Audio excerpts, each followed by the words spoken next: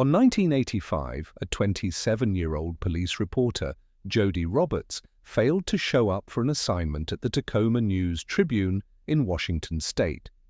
Her car was later found in a parking garage near the newspaper's offices. After that, no trace, no contact. For 12 years, nobody knew what happened to her. Jody Roberts was well known at the paper, a police reporter who covered crime for a living. Her sudden disappearance triggered a wide investigation. Over the years, theories piled up: foul play, a deliberate escape from her old life, even suicide. Her case eventually sat unsolved for over a decade. But 5 days after she vanished, roughly 1,000 miles away, something happened that nobody would connect to her case for another 12 years. A woman was found wandering, disoriented, near a shopping mall outside Denver, Colorado. She had no identification. She couldn't say who she was. A local newspaper ran her photo under the headline, "Amnesia Victim." That woman would go on to spend 4 months in a Denver area hospital, unable to recall anything about her past. Eventually, she gave herself a name: Jane D.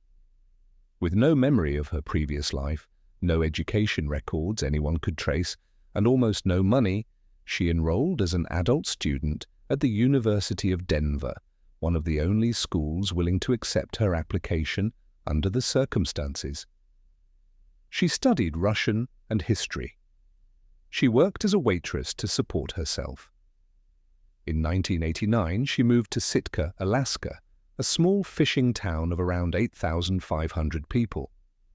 She met a commercial fisherman named Dan Williams. They married together. They had 2 sets of twin daughters. For years, Jane D. lived an ordinary life in Sitka. She ran a small web design business. Neighbors described her as intelligent and outgoing, though there was, as one former co-worker put it, always a sense of a barrier, something about her past she simply didn't discuss. She had told her husband about the amnesia early in their relationship.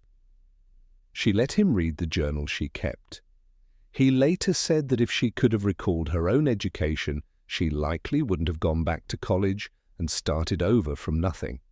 In 1997, 12 years after Jody Roberts vanished, a King County detective named Tom Jensen reopened her long-dormant missing persons case, now reclassified as a possible homicide. Following a tip from a former Alaska co-worker, Jensen traced a woman using the name Jane D. to Sitka.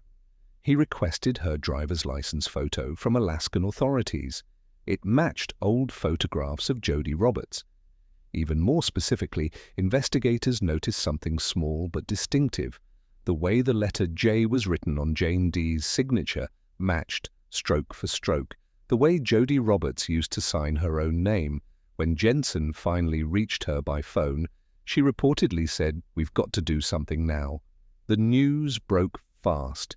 In a town of under 9,000 people, word spread within a day that their neighbor, a wife, a mother of 4, a small business owner, was actually a newspaper reporter who had vanished over a decade earlier from a different life entirely. Jane D., now confirmed to be Jody Roberts, gave a brief, handwritten statement to reporters gathered outside her home. She wasn't ready to speak to media. Her only interest, she wrote, was reconnecting with her own family.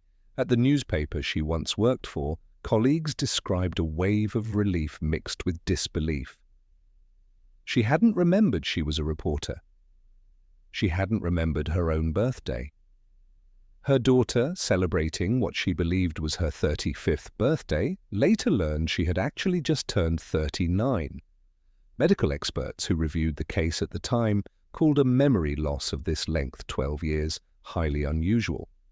Amnesia specialists noted that profound, prolonged memory loss without a clear physical brain injury remains one of the least understood conditions in neurology, sitting somewhere between the biological and the psychological, and medicine still doesn't have a complete answer for cases like it. Jody Roberts herself maintained, for the rest of the time she spoke publicly about it, that she remembered nothing of her first 27 years, only the 4 years she'd lived as Jane.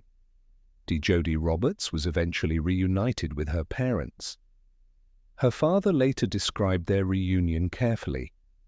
She was beginning to call him Dad again, he said, but in many ways they were still strangers to each other.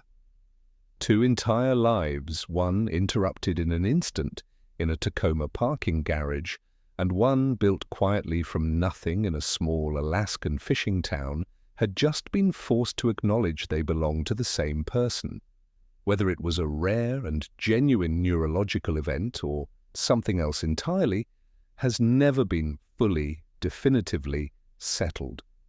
What's certain is that for 12 years, an entire family grieved a woman who was, the whole time, very much alive, raising 4 daughters 1,000 miles away under a name she'd given herself the day her old life disappeared.